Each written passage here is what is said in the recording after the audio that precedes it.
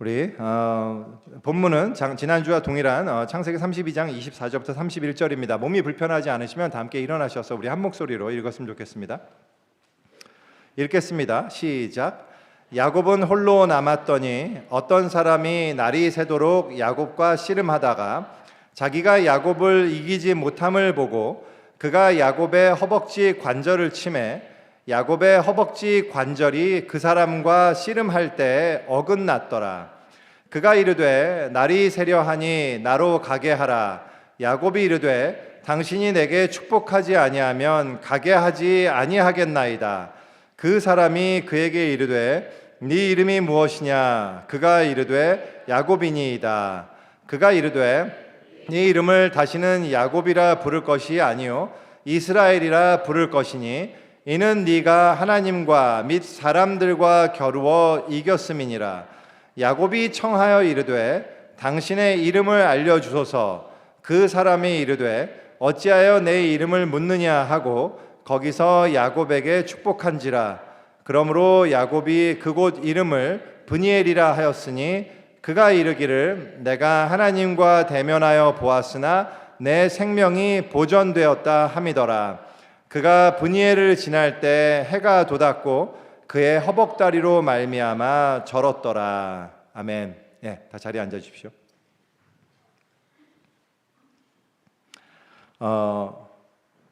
저희 교회는 이제 남침례 교단에 속한 침례 교회예요. 이제 우리 서든 베프티스트 컨벤션에 속한 침례 교회인데 그 안에서도 저희 교회는 이제 복음주의적인 성향을 가진 교회입니다. 복음주의는 영어로는 이제 이벤젤리칼이라고 불려요. 그래서 기독교의 정통적이고 보수적인 신앙과 신학을 따르는 그런 부류들 가운데서 추가적으로 몇 가지 좀 더 중요한 특징을 지니고 있는 그런 어떤 무브먼트 혹은 어떤 방향이라고 생각할 수 있습니다. 그 특징들 중 하나가요, 이제 개인적 회심을 대단히 중요하게 여긴다 하는 점입니다. 이제 개인적 회심을 중요하게 여긴다라는 말의 의미는 뭐냐면 하나님을 인격적으로 만나는 것을 굉장히 중요하게 여긴다라는 뜻이에요. 사실 여기에는 근데 조금 이제 이 기독교 내에서도 이 논란의 소지가 조금 있긴 합니다. 왜냐하면 이 말이 하나님의 역사보다는 인간의 반응에 좀 더 또 중점을 두는 것처럼 그렇게 느껴질 수가 있기 때문이에요. 예를 들어서 어떤 사람이 있습니다. 그 사람이 하나님을 전혀 경험해 보지 못했어요. 하지만 그 사람이 하나님의 창조와 그리스도의 십자가의 구원과 그리고 그분의 주되심과 부활 이런 것들을 인정하고 동의한다라고 가정해 보죠. 얼마든지 그런 사람들이 있을 수 있거든요. 충분히 가능하거든요. 그러면 이 사람의 신앙이 뭐가 잘못된 거냐, 뭐가 문제가 있는 거냐, 꼭 그렇다고 말할 수는 없어요. 사실 하나님의 은혜의 우월성과 하나님의 절대 주권의 관점에서는요, 그런 관점에서 볼 때 인간이 무엇을 하느냐보다 하나님이 무엇을 하시는가가 훨씬 중요하거든요. 그렇기 때문에 어떤 사람이 특별하고 대단한 믿음이 설사 없다고 하더라도 그 사람이 만약에 예수님의 십자가의 구원을 인정하고 시인하고 믿음을 고백한다면 그 하나님이 하신 일, 그 이루신 십자가의 역사로 인해서 그리고 오직 은혜로 인해서 그가 이제 구원을 받는다라는 것이 기독교에서 이야기하는 은혜의 복음이 담고 있는 굉장히 중요한 내용이기 때문에 그렇습니다. 하지만 그럼에도 불구하고 우리 복음주의는 한 사람이 단순히 지적인 동의를 하는 것만을 넘어서 하나님을 인격적으로 만나고 그분을 믿고 신뢰하는 것이 굉장히 중요하다라고 그렇게 우리는 생각합니다. 그 이유는 뭐냐면 하나님이란 분이 단순히 오래전 역사 속에만 존재하거나 아니면 어떤 책 속에서만 존재하는 어떤 지식, 그러니까 명제적인 지식의 대상이 아니라 하나님은 지금도 살아계시고 지금도 우리와 만나 주시며 우리 가운데서 지금 여기서 역사하시는 인격적인 존재이시라고 우리가 믿기 때문입니다. 하나님은 인격적이신 분이기 때문에 하나님께 대한 우리의 반응 역시 반드시 인격적이어야 한다라는 것이 이제 복음주의가 주장하는 굉장히 중요한 내용 중에 하나예요. 그래서 그리고 이런 관점에서 볼 때 하나님을 인격적으로 만나는 소위 컨버전, 이 회심의 경험은 우리가 참된 그리스도인이 되는 데 있어서 대단히 중요한 조건이에요. 그래서 저는 개인적으로 강하게 소망하고 바라고 기도하는 것이 여기 있는 모든 분들이, 우리 모든 성도분들이 반드시 하나님을 만나셔야 한다라는 그것이 저의 가장 주된 기도 제목입니다. 근데 여기서 질문이 좀 생기죠. 그렇다면 도대체 하나님을 경험한다는 게 뭐냐 하는 질문입니다. 하나님을 인격적으로 경험한다는 거, 하나님을 인격적으로 만난다는 게 도대체 어떤 거냐, 그죠? What is experiencing God? 이런 거잖아요. 그런 질문과 또 나는, 그럼 내가 What should I do to experience God? 이거잖아요. 나는 어떻게 하면 하나님을 경험할 수 있을까라는 질문도 있죠. 그와 더불어 어떤 분에게는 나는 하나님을 경험한 건가 아닌가 이런 질문들도 있을 수 있어요. 나는 과연 하나님을 경험했는가? 하나님을 만났는가? 내가 인격적으로 만났나? 어떤 이런 질문들이 있습니다. 제가 먼저 말씀드리고 싶은 거는 뭐냐면요, 이 질문은 너무나 중요한 질문이라는 말씀을 꼭 드리고 싶어요. 이 질문은 여러분에게 꼭 있어야 합니다. 이건 여러분들이 반드시 해야만 하는 질문이에요. 신앙의 본질로 기독교 신앙의 본질로 들어가려면 반드시 이 질문들과 씨름을 꼭 해야 됩니다, 여러분들. 다만 이 질문에 대한 답은 제가 여러분들께 드릴 수 있는 게 아니에요. 이 답은 어떤 목사나 무슨 선교사나 부흥사나 어떤 다른 분들이 여러분들한테 줄 수 있는 게 아닙니다. 왜냐하면요, 하나님은 우리 각 사람들의 성품과 경험과 상황과 이 모든 것들에 따라서 너무나 다양한 방법으로 만나주시기 때문입니다. 그래서 어떻게 이렇게 되는 것만이 하나님 경험이다, 이런 식으로 우리가 말할 수가 없어요. 이런 식으로 어떤 정의할 수 없습니다. 어떤 방법론으로 정리할 수 없습니다. 어떤 사람은 어떤 한 찰나의 순간에 어떤 아주 스페셜 익스피리언스, 어떤 특별한 경험을 통해서 하나님을 만나기도 하고요. 어떤 사람은 굉장히 긴 시간 동안에 어떤 긴 과정을 통해서 하나님을 만나기도 합니다. 어떤 사람은 말씀 집회에서 하나님의 말씀을 듣다가 하나님을 만나기도 하고요. 어떤 사람은 병상에서 고통 중에 신음하다가 하나님을 만나기도 한단 말이죠. 어떤 사람은 책을 통해서 어떤 깨달음을 통해서 만나기도 하고요. 어떤 사람은 기적이라든지 꿈, 초자연적인 어떤 현상을 통해서 만나기도 하죠. 너무나 다양해요. 그러니까 하나님을 만나는 어떤 방법은 너무나 다양하단 말이죠. 그리고 어떤 사람은 아주 뜨거운 감정 가운데 하나님을 만나기도 하고요. 어떤 사람은 굉장히 냉철하고 어떤 냉정한 어떤 이 깨달음과 이 통찰의 과정을 통해서 하나님을 만나기도 한단 말이죠. 또 하나님은 경험이라는 건 어떤 꼭 일회적인 것이 아니에요. 그러니까 우리가 야곱 이야기 다뤄봤지만 야곱만 하더라도 하나님을 딱 한 번만 경험한 게 아니잖아요. 베델에서 하나님을 경험한 게 있고요. 그 다음에 이번에 야복강 사건이 있지 않습니까? 어쩌면 야곱이 진정으로 회심하게 되는 데 있어서는 베델에서의 하나님 경험과 20년 후에 이 야복강의 경험이 둘 다 모두 필요했을 거라고 저는 생각이 들어요. 아니, 분명한 것은 이겁니다. 이러한 과정을 통해서 야곱에게 발생한 분명한 현상이 있었다라는 사실이에요. 그게 중요합니다. 왜냐하면 그것이 바로 회심의 증거이기 때문에 그래요. 앞서 말씀드린 것처럼 우리는 어떤 방법적 관점에서 이건 하나님 경험이다, 이건 회심이다, 이건 아니야, 이런 식으로 판단할 수가 없어요. 다만 제가 여러분들께 말씀드릴 수 있는 게 있다면, 회심을 경험한 사람들, 즉 하나님을 만난 사람들이 공통적으로 가지게 되는 어떤 특징이 있단 말이죠. 그 특징은 일종의 회심의 결과요, 회심의 증거인 거거든요. 성경에서는 그 증거를 어떻게 이야기하고 있는가, 뭐라고 소개하고 있는가, 저는 이제 그것만을 여러분들한테 소개해 드릴 뿐이에요. 여러분들이 그 내용을 들으면서 여러분 스스로를 계속 점검해 보는 그런 믿음의 점검이 꼭 필요합니다. 성경에서는요, 이러한 하나님 경험, 즉 회심의 특징을 아주 잘 보여주는 여러 사건들이 등장하죠. 그 중에서 대표적인 사건 중에 하나가 바로 이 야곱의 야복강 사건이라고 제가 지난주에도 말씀드렸잖아요. 그리고 이제 지난 시간에는 우리가 어떤 얘기를 했었죠?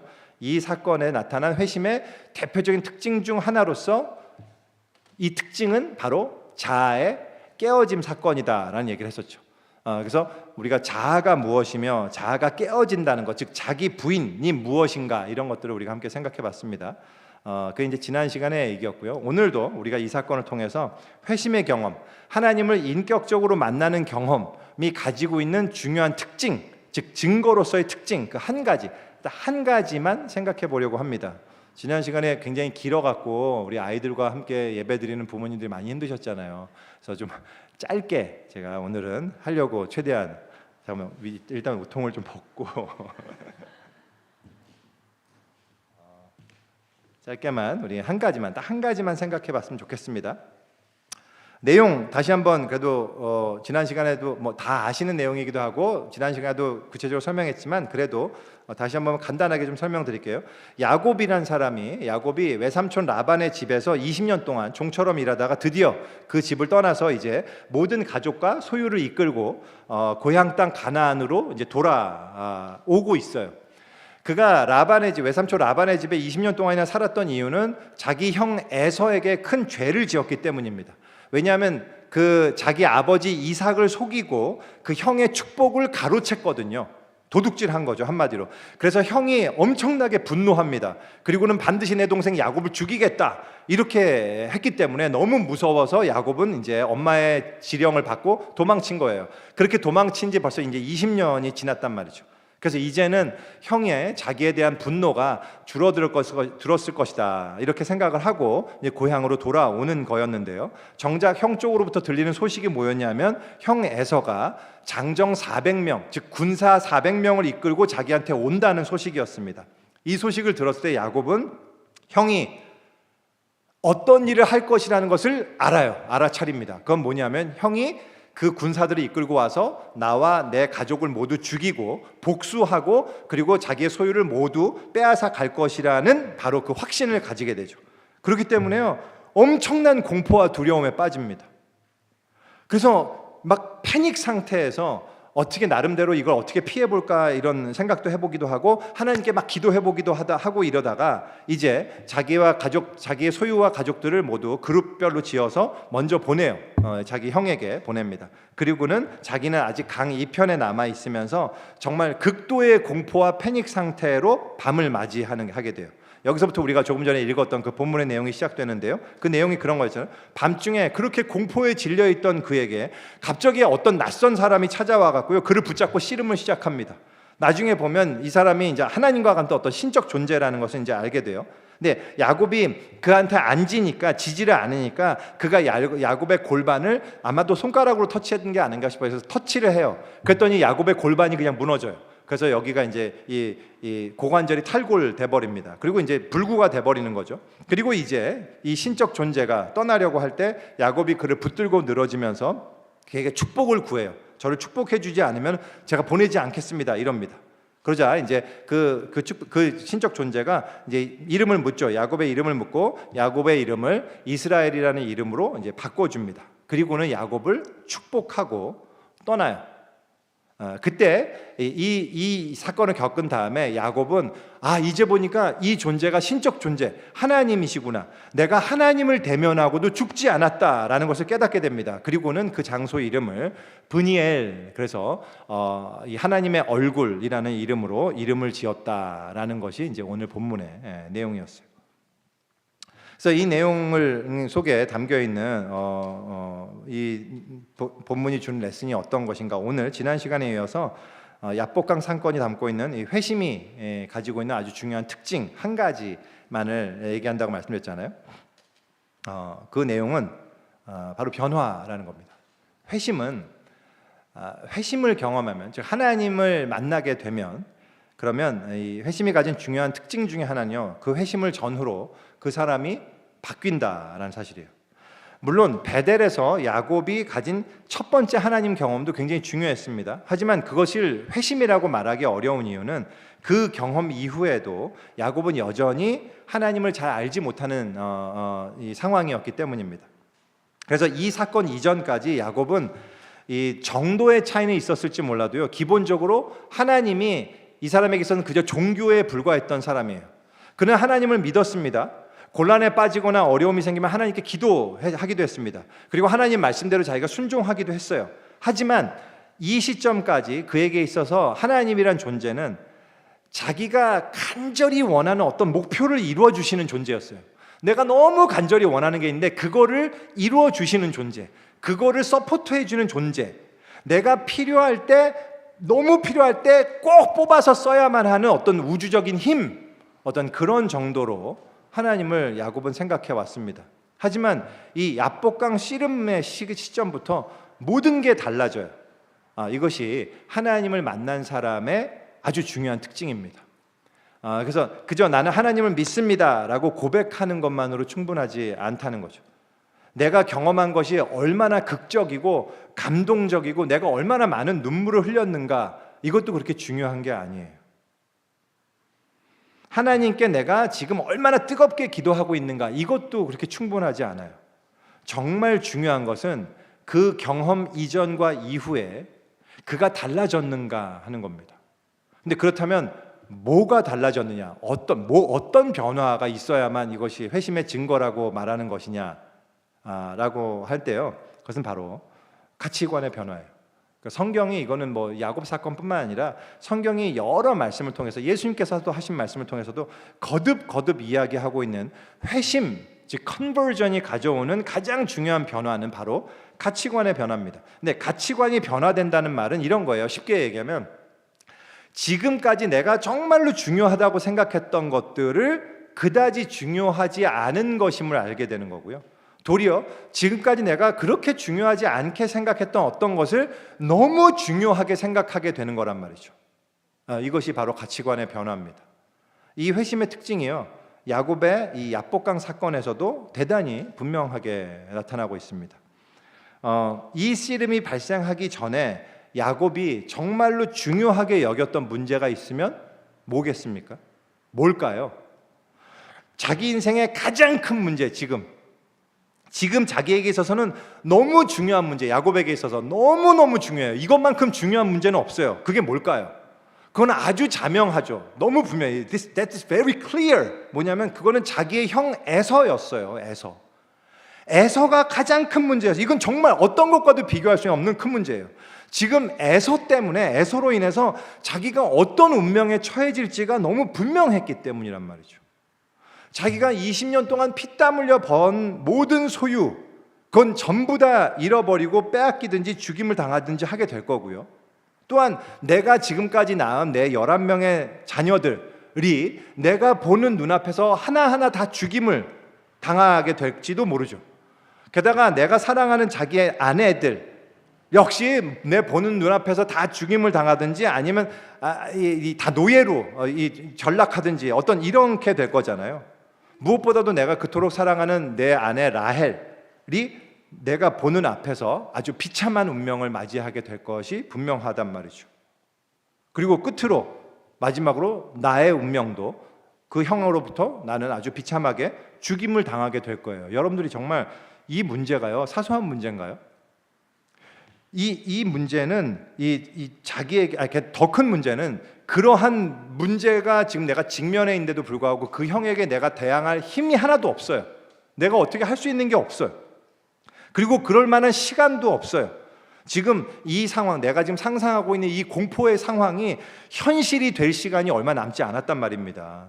불과 몇 시간, 아니 몇십 분 후면 이 무시무시한 공포가 몰아닥칠 거란 말입니다. 이게 여러분 작은 문제냐고요. 여러분들이 지금 이 입장에 있다고 생각해 보세요. 이건 웃을 일이 아니라니까요. 진짜로 큰일 난 거예요. 진짜 큰일 난 거예요. 여러분 인생에 있어서 최대의 위기, 이런 거 여러분들 별로 안 만나 보셨죠? 저는 만나봐서 알아요. 제가 아주 오래전에 설교 때는 한번 얘기를 했었는데요. 오늘은 생략할게요. 근데 왜냐하면 제가 회사에서 열심히 일하던 때 이제 친구가 기자였는데 그 친구가 자기는 기자 올리기만 하면 캡이 맨날 자른다고, 자기는 어차피 신문에 실릴 일은 없는데 자기가 이 수량을 채워야 되기 때문에 제발 나랑 인터뷰 한 번만 해달라 그래갖고, 제가 그때 이제 컨설턴트로 계속 일하고 있던, 제가 고객사에서 일하고 있었거든요. 근데 그 인터뷰하면서 그 고객사에 관한 얘기를 해줬거든요. 근데 그게 그 다음 날 일면 기사로 실렸어요. 일면 기사. 그때의 심정을 여러분들은 모르실 거예요. 정말 저는 이 야곱의 심정을 너무 잘 알아요. 진짜 이래서 사람들이 자살을 하는구나. 제가 생각했다 알았다니까요. 정말 저는 이 모든 게 나의 모든 인생이 무너지는 경험이었거든요. 내가 아바레바 하여튼 그거 중요한 게 아니고 지금 야곱이 그렇단 말입니다. 야곱은 지금 큰일 났어요. 정말 이거 큰일 났어요. 그래서 미칠 것만 같은 아주 두려움과 패닉, 자기와 자기의 모든 가족과 모든 소유가 당하게 될 죽음, 이것보다 큰 문제가 어딨냐고요. 근데요, 정말 놀라운 일이 벌어졌습니다. 야복강에서 야곱이 하나님을 만나게 됐을 때, 그와 씨름을 하게 되었을 때, 그는 그러한 자신의 상황과 공포와 이 에서라는 문제점에 대해서요 전혀 신경 쓰지 않습니다. 에서에 대해서 생각조차 못해요. 더 놀라운 것은 이 씨름을 마친 후에 야곱의 상황이 달라진 게 있나요? 달라진 거 하나도 없어요. 똑같아요. 지금 상황은 아까랑. 그러니까 더 안 좋아졌죠. 왜냐하면 이 골반이 무너지는 바람에 지금 이 다리까지 절게 됐잖아요. 그래서 이전과 전혀 상황 환경은 달라진 거 없고, 아니면 형편이 훨씬 더 비참하게 되었음에도 불구하고 야곱은 너무나 평안한 모습을 보인다는 것이 아주 중요한 특징 중에 하나예요. 어떻게 이렇게 된 걸까요? 도대체 어떤 일이 벌어진 걸까요? 이게 바로 회심의 아주 중요한 특징 중에 하나인데요. 하나님을 만나게 될 때 우리가 깨닫게 되는 한 가지 아주 확실한 것이 있다면 그건 뭐냐면요, 내가 지금 그토록 많은 시간과 정열을 쏟고 있는 문제가 실은 그렇게 중요하지 않다라는 것을 깨닫게 된다는 사실이에요. 근데 중요하죠. 이게 왜 안 중요하겠어요? 지금 목숨이 달려있는 문제가 발생했는데 이거 중요한 문제잖아요. 그죠? 근데 지금 얘기하는 건 이거예요. 이게 중요한 문제가 아니라는 게 아니고, 아무리 중요하지만 이것과 비교할 수 없는 엄청나게도 중요한 문제 앞에서 상대적으로 이건 하나도 안 중요한 문제가 돼버렸다는 사실이에요. 다시 말해서 회심이라는 것은요, 우리로 하여금 그것과 비교할 수 없는 너무너무나 중요한 문제를 우리에게 알게 해준다는 것이 회심의 특징입니다. 그렇다면 야곱에게 있어서 정말로 중요한 문제, 지금 자기의 목숨이 달려있는 자기 형 에서의 문제와 비교할 수 없을 만큼, 그보다 비교할 수 없는 정말로 심각한 위험이 뭐냔 말이에요. 그게 뭐였을까요? 그건 바로 하나님이었어요. 야곱이 직면한 진짜 위험은 그의 형 에서가 아니라 바로 하나님이었다는 사실, 회심이 가진 가장 핵심적인 특징이 있다면 바로 이거란 말이죠. 나의 진짜 문제는, 내가 직면한 진짜 위험은 바로 하나님이구나 라는 걸 깨닫게 되는 거예요.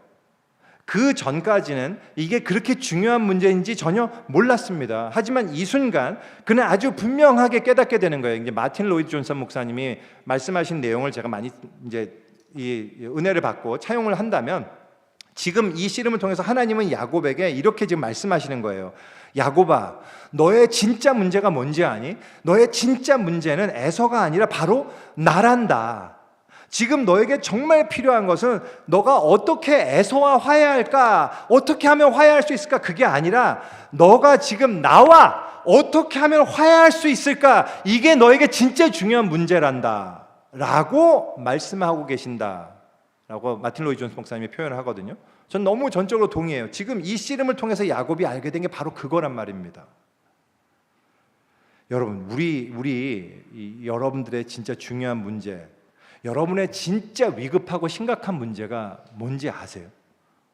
여러분은 지금 내 인생에서 내가 정말로 중요하게 여기고 정말로 시급하게 여기는 문제가 뭡니까?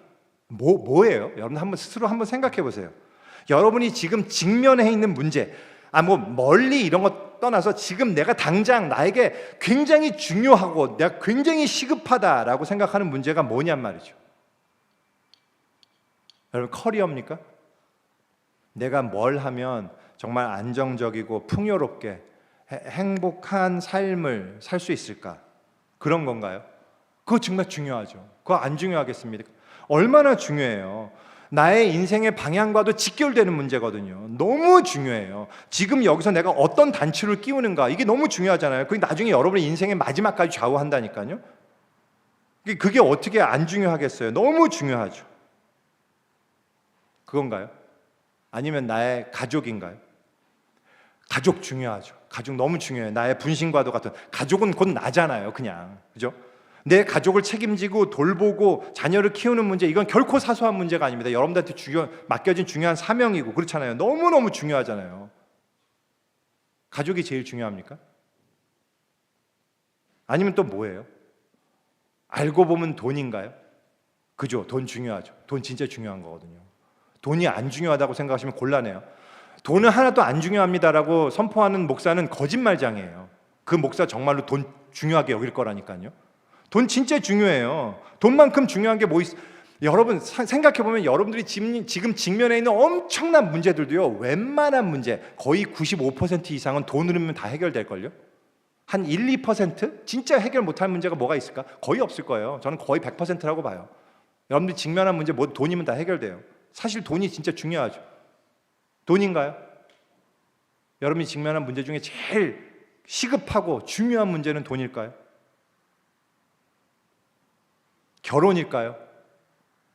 내가 정말 이 젊은이들 여기는 참 이번 졸업하는 친구들이 아니니까 다 좀 중년의 분들이 오셨는데 그래서 결혼이 문제가 별로 없겠지만 결혼도 굉장히 중요하죠. 싱글인 사람에게서 정말 내가 좋은 배우자만 만난다면 나의 인생은 다른 것들은 이제 더 이상 바랄 게 없다. 이런 분들도 계실 수 있겠죠.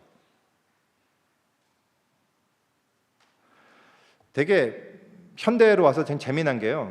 너무 당연하면서도 한편으로는 굉장히 신기한 사회적 현상이 있다면 우리 인간은 아무리 발전하고 이 사회가 발전하고 뭔가 풍요로워져도 언제나 불안해한다는 사실입니다. 사실 생각해 보세요. 예전보다 우리 사람들은요 훨씬 풍요롭게 되고 훨씬 더 발전했잖아요. 그죠?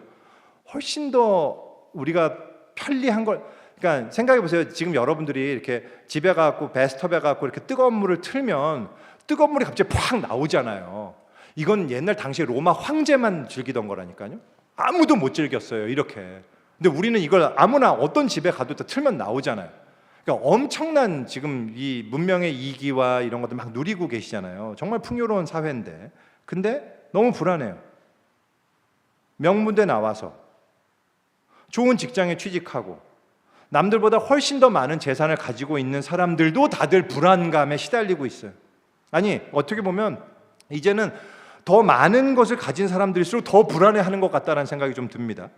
왜? 내가 지금 누리고 있는 이 많은 것들이 어느 한순간에 날아가 버릴지도 모른다라는 어떤 그러한 생각을 갖고 있는 것 같아요. 그렇지 않나요? 특히 지금 AI 시대가 됐잖아요. AI 시대가 되면서요, 그 뛰어난 사람들이 엄청 불안해졌어요.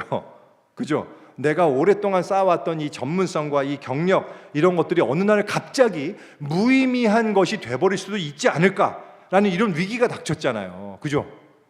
우리에게는 엄청난 문제죠. 엄청난 문제예요. 이 AI의 문제. 와, 미칠 것 같아. 정말 이 AI가 우리들의 가장 큰 문제일까요? 그런가요? 아니면 지구 환경 지금 너무 대단히 불안하잖아요. 지구 환경 너무 문제예요. 그죠? 어느 순간 엄청난 천재지변이 우리의 삶을 다 앗아가 버릴지도 몰라요. 여러분들 지금 안심하지 마세요. 여기도 지금 팔로알토 바다랑 멀다고 생각하는데요. 진짜 높은 쓰나미 겹치면요, 여기까지는 다 날아갑니다. 요세미티까지 날아가요. 어느 날 그렇게 될지 who knows? 우리 지금 천재가 이렇게 천재지변이 막 이상한 게 벌어지고 있지 않습니까? 너무 또 전쟁이 있잖아요. 전쟁. 뭐 전쟁도 없을 수도 있는데도 막 일으키는 사람도 있잖아요. 그 사람이 또 대통령이기도 하잖아요. 그래서 더 불안하잖아요. 그죠? 그러니까 이게 정말 언제 이게 핵무기 말고도요, 엄청난 살상 무기들이 지금 개발돼서요, 언제 우리 인류가 스스로 자멸하게 될지 모르죠. 그런 위기에 우리는 처해 있습니다. 그게 우리의 큰 문제인가요? 우리의 가장 직면한 정말 가장 중요한 문제일까요? 그게 우리의 가장 큰 문제일까요? 여러분들에게는 가장 큰 문제가 뭔가요?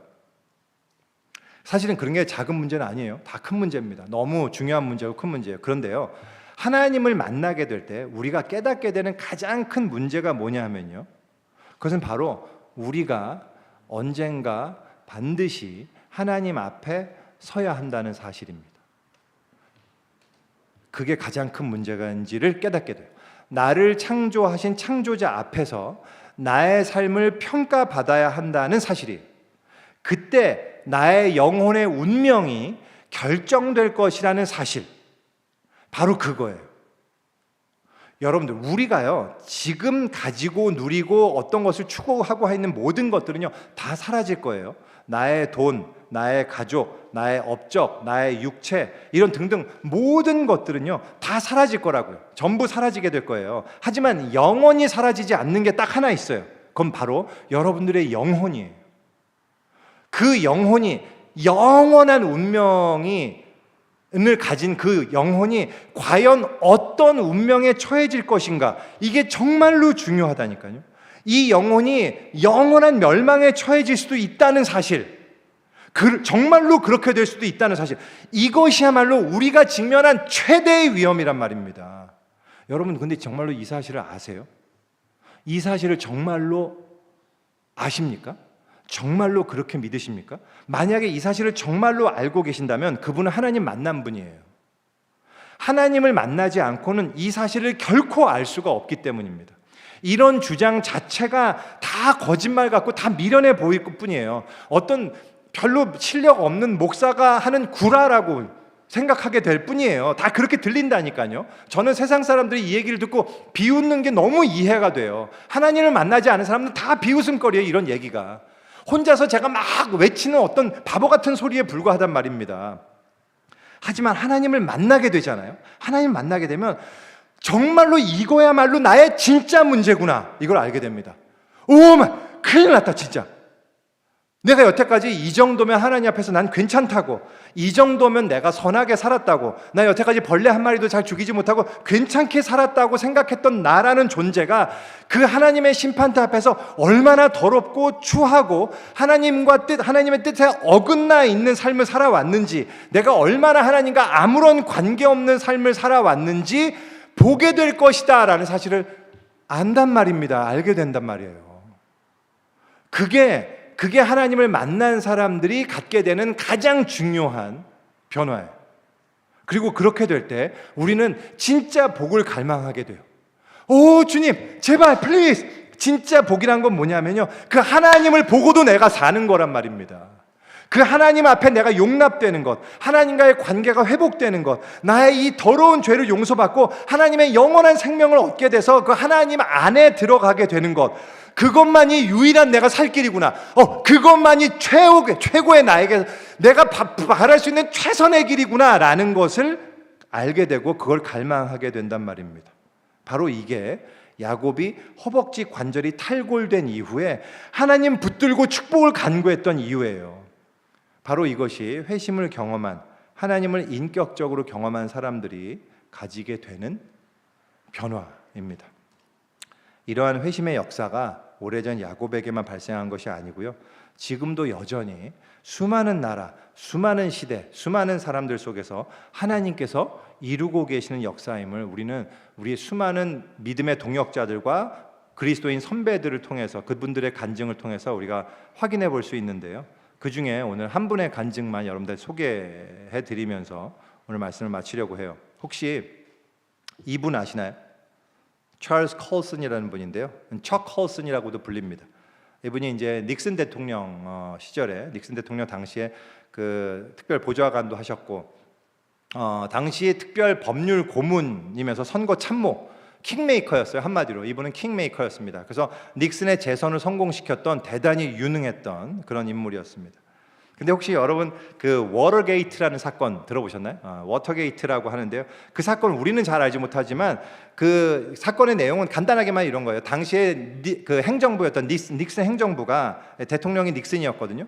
그래서 닉슨 행정부가 베트남전 참전을 민주당이 막 반대했거든요. 닉슨은 이제 리퍼블리컨이었고요, 공화당이었고. 근데 베트남전을 막 반대했던 민주당의 약점을 잡기 위해서 그 민주당사의 그 불법 침입과 도청을 했던 것이 발각되었던 사건이에요. 별게 아니에요. 그래서 일종의 그냥 정치 스캔들이었을 뿐입니다.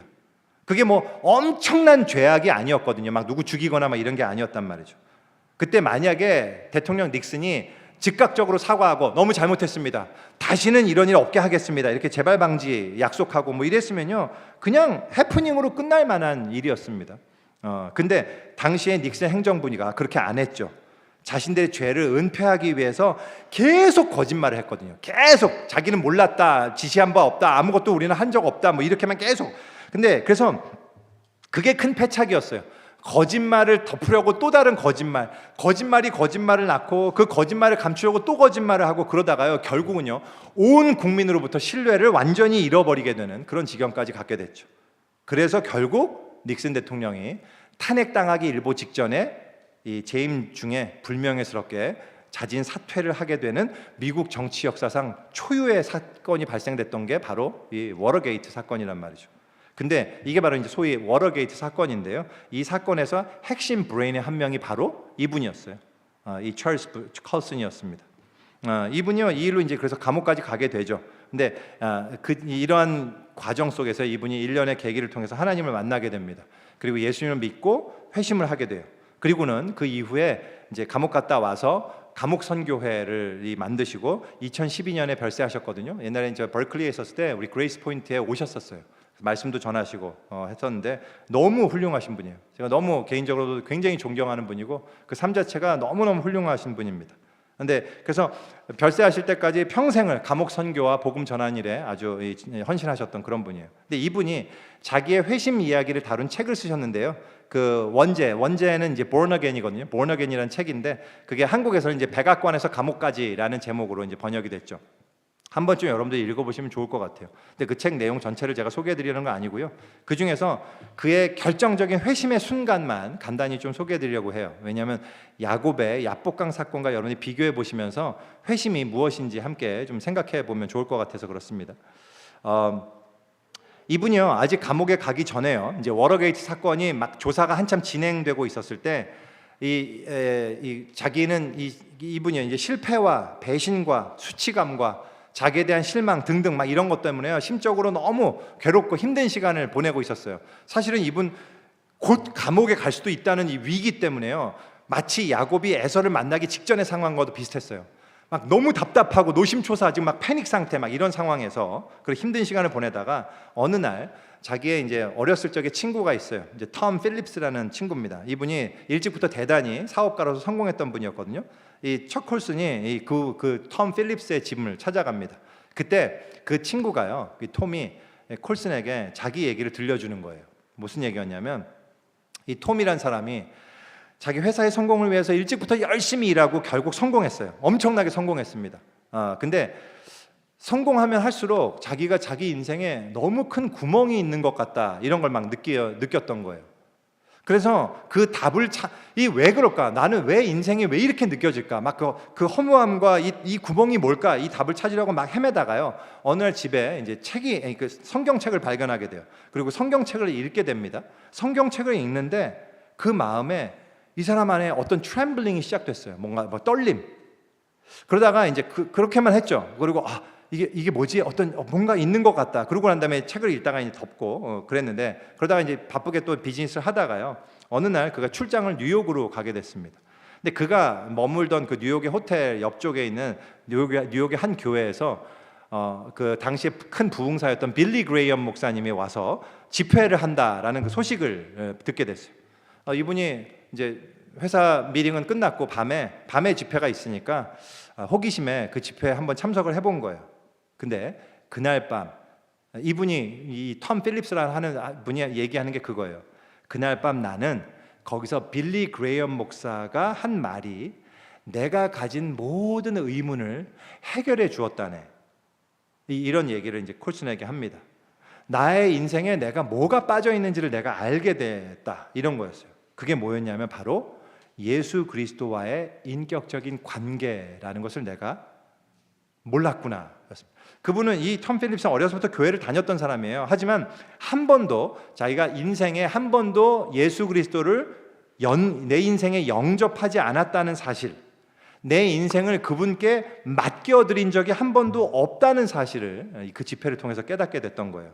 그리고 그날 바로 그는 무릎을 꿇고 예수님께 자기의 인생을 맡겨드려요. 그리고는 자기가 이루 말할 수 없는 평화를 느꼈다고 이제 콜슨에게 얘기를 해주는 거예요. 뭐라고 얘기했냐면 자기는 지금까지 뉴욕에 출장하면서 뉴욕을 한 번도 이 좋게 느꼈던 적이 없었는데, 한 번도 자기가 뉴욕을 좋아한 적이 없었는데 그날 밤의 뉴욕의 밤이 얼마나 아름답게 보였는지, 자기가 어떻게 느꼈는지, 너무너무 이 뉴욕이 아름다워 갖고 그랬다라는 걸 이제 그 친구한테 콜슨에게 얘기해 주는 거예요. 근데 이제 이게 콜슨이 이 얘기를 듣고 있었죠. 근데 이 얘기를 듣는 동안에 이 찰스 콜슨은요, 마음이 굉장히 불편해졌습니다. 그때까지만 해도 이 콜슨에게 있어서 예수님은 언제나 그냥 역사 속의 한 인물일 뿐이었어요. 하지만 이 친구 톰은 예수님께서 지금도 살아계시고 지금도 여기에 이 자리에 함께 하신다는 사실을 믿으면서 그 예수님을 영접하는 것이 얼마나 중요한지 아냐, 이러면서 이제 얘기를 설명을 해줬던 거예요. 그러면서 톰은 이런 얘기를 합니다. 콜슨 자네가 지금 연루되어 있는 이 워터게이트 사건, 이것도 그 사건 자체가 중요한 게 아니라 그것보다 훨씬 중요한 것은 그 사건 아래에 있는 인간이 가진 근본적인 문제, 그게 훨씬 더 중요한 거라네, 뭐 이런 얘기를 해주는 거예요. 그러면서 이제 콜슨에게 이 C.S. 루이스의 순전한 기독교라는 책이 있거든요. 제가 뭐 우리 청년들한테는 항상 가장 먼저 소개하는, 그리고 꼭 일독을 권하는 Mere Christianity라는 책인데요. 이 책을 건네준 거예요. 이 책을 한번 꼭 읽어보게나. 근데 그러면서요, 잠깐 자네가 읽기 전에 내가 이 자리에서 한 장만 읽어줄게. 그러면서 그 폈던 내용이 어떤 거냐면 이 3번, 크게 4챕터로 이루어져 있는데 3번 챕터, 그리스도의 행동이라는 챕터 중에 가장 큰 죄라는 제목의 그 글이었어요. 근데 그 책의 내용을 제가 읽어드릴게요. 이건 이제 C.S. 루이스의 책의 내용을 인용합니다. 이 내용이었습니다. 이 세상에 사는 사람이라면 누구도 자유로울 수 없는 악이 하나 있습니다. 그러면서도 다른 사람에게서 그것이 나타나면 누구나 혐오하는 악, 그리스도인 말고는 자신에게도 그런 악이 있다는 것을 생각조차 못하는 악이 있습니다. 저는 사람들이 자기는 성질이 고약하다거나 여자나 술에 약하다거나 심지어 겁쟁이라고 인정하는 말은 들어보았습니다. 그러나 그리스도인이 아니면서도 이 악이 자기에게 있다고 고백하는 말은 지금껏 들어본 적이 없는 것 같습니다. 동시에 그리스도인이 아니면서도 다른 사람에게 이 악이 나타날 때 조금이나마 자비를 보여주는 사람 또한 거의 만나본 적이 없습니다.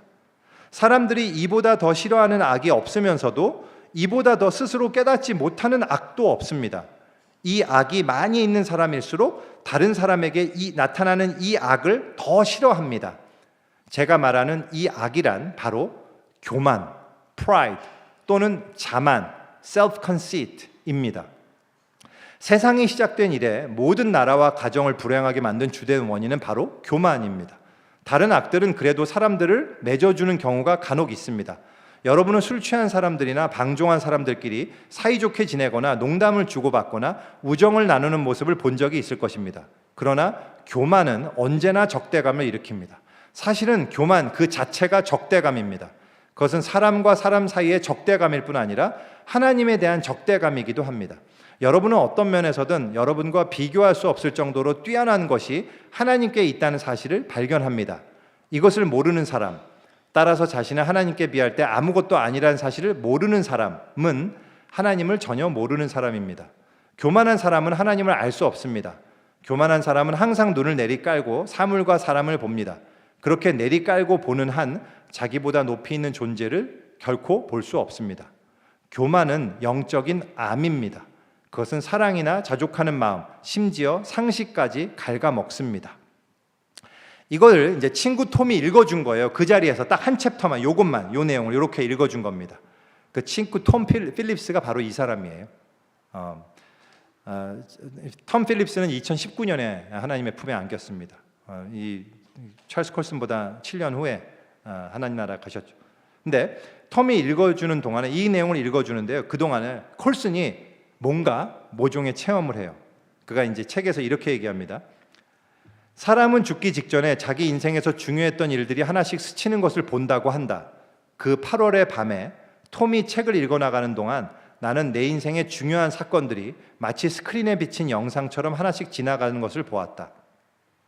뭐냐면 지금까지 그가 한 번도 생각해보지 못했던 과거의 어떤 일들이, 자기의 추억들이 머릿속에 갑자기 떠오르기 시작한 거예요. 그 중에 하나가 고등학교 졸업식 때 자기가 가장 최우등 학생으로서 학교 대표해서 졸업사를 했던 순간, 해병대에 이분이 갔었는데 해병대에 아주 영광스럽게 합격했던 때, 그 다음에 아주 누구나도 탐내는 멋지고 아름다운 여성을 내가 쟁취해서 결국 그 여인과 결혼하던 때, 청년상공회의소에서 이 아주 여러 유명 인사들이 자기를 보스턴의 최고의 젊은이라고 칭찬하던 때, 그리고 자기가 대통령의 참모가 돼서 이 백악관에 들어가던 때, 또 대통령에게서 온 전화를 받으면서 내가 대통령으로부터 인정받고 더 좋은 지위를 가지기 위해서 막 노력했던 때, 그런 모습들이, 자기의 장면들이 자기 머릿속에 쫙 스쳐 지나가기 시작한 거예요. 그 모든 장면 하나하나를 내가 보면서 내가 무슨 동기로 그런 일들을 그렇게 열심히 해왔는지를 그 순간에 보게 됐어요. 거기에는 내가 엄청난 희생을 한 것들이 많이 있었습니다. 내가 희생을 많이 했는데 그 희생들은 보니까 진짜 희생이 아니고 그 이후에 있는 더 내가 원하는 어떤 목표를 원하는, 그걸 쟁취하기 위한 수단이었다는 것도 이 사람이 아울러 발견하게 돼요.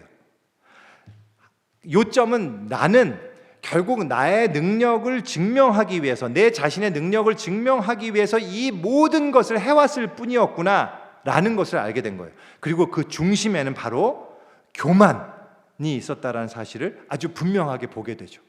그가 이렇게 고백합니다. 내 인생의 추진력은 루이스가 말한 가장 큰 죄, 즉 교만이었다. 그리고 그는 계속해서 책에서 이렇게 말합니다.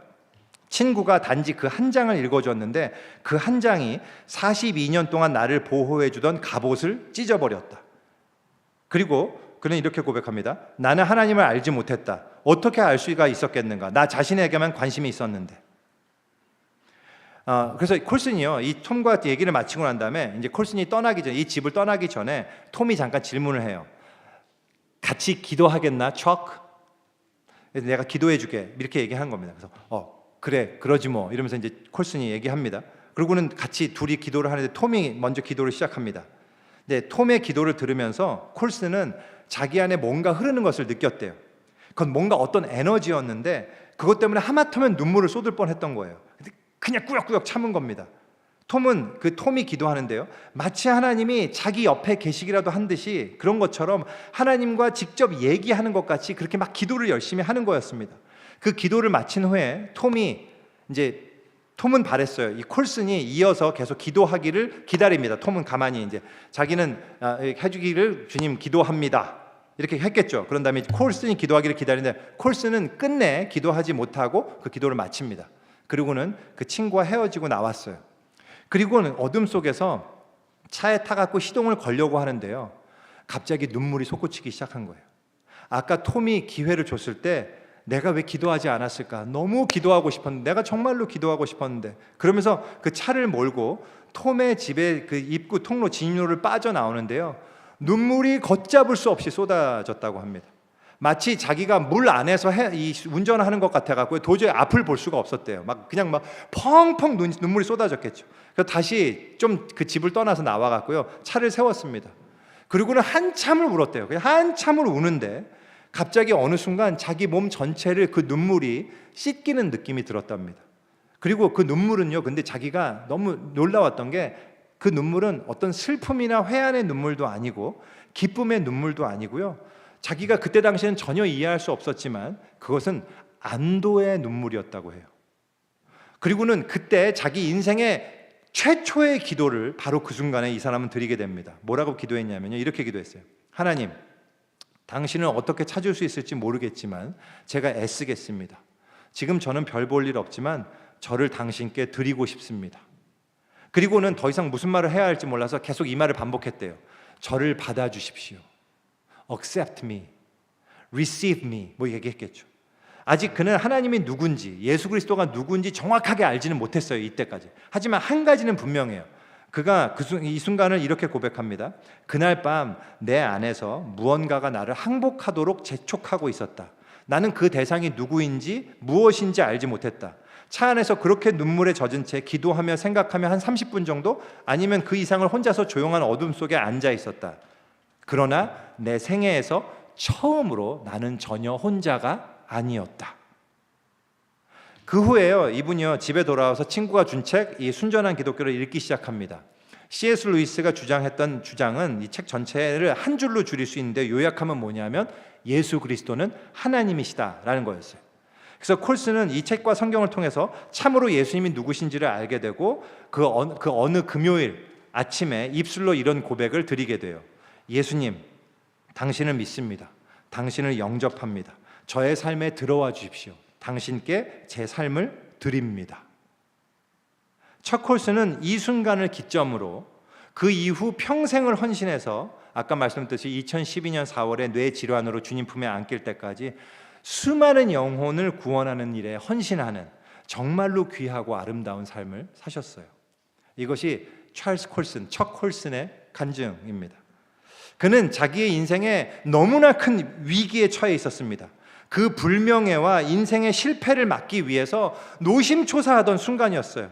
그런데 그는 야곱의 이야기예요. 야곱의 그 경험과 너무나 비슷하게요. 자기가 전혀 예상치 못했던 순간에 그때 친구를 통해서 하나님을 경험하게 돼요.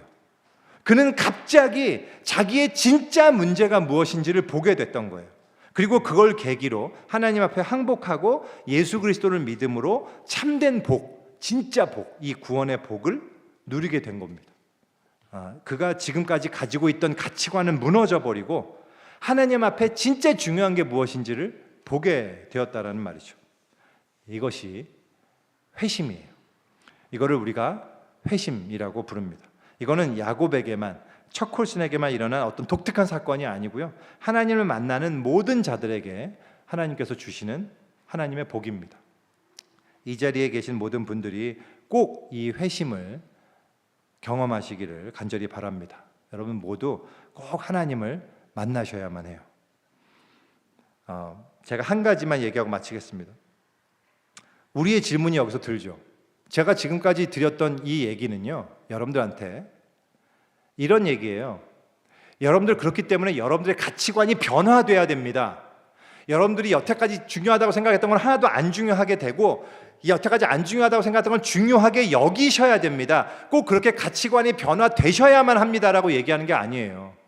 왜냐하면 그건 여러분들의 능력으로 되는 게 아니거든요. 여러분의 노력으로 되는 게 아니기 때문에 그렇습니다. 그럼 여기서 질문이 생기잖아요.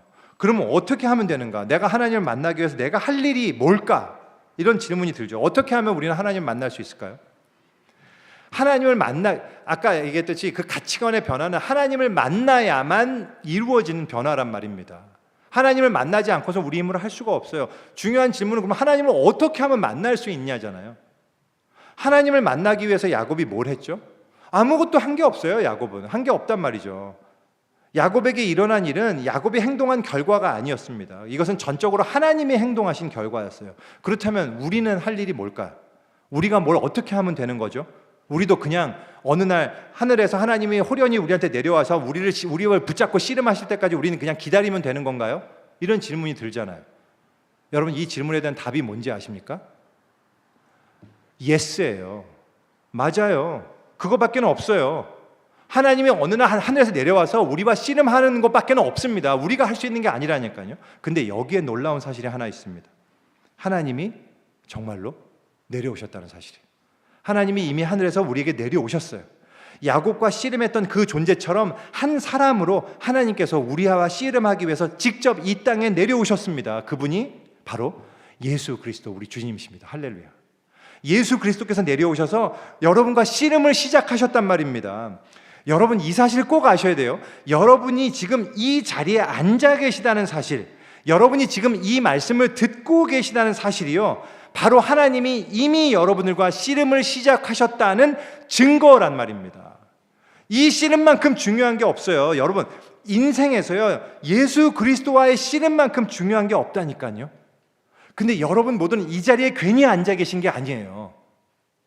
하나님은 내려오셔서 에서를 찾아가지 않으셨다고요. 지금도 길 밖에서 그냥 자기 인생을 살아가는 수많은 사람들이 있어요. 근데 여러분들이 왜 여기 와 있을까? 여러분은 하나님이 여러분들을 만나고자 씨름을 거셨기 때문에 이 자리에 앉아 계신 거란 말입니다. 그래서 이게 정말 중요해요. 여러분들 이 씨름을 간과하지 마십시오.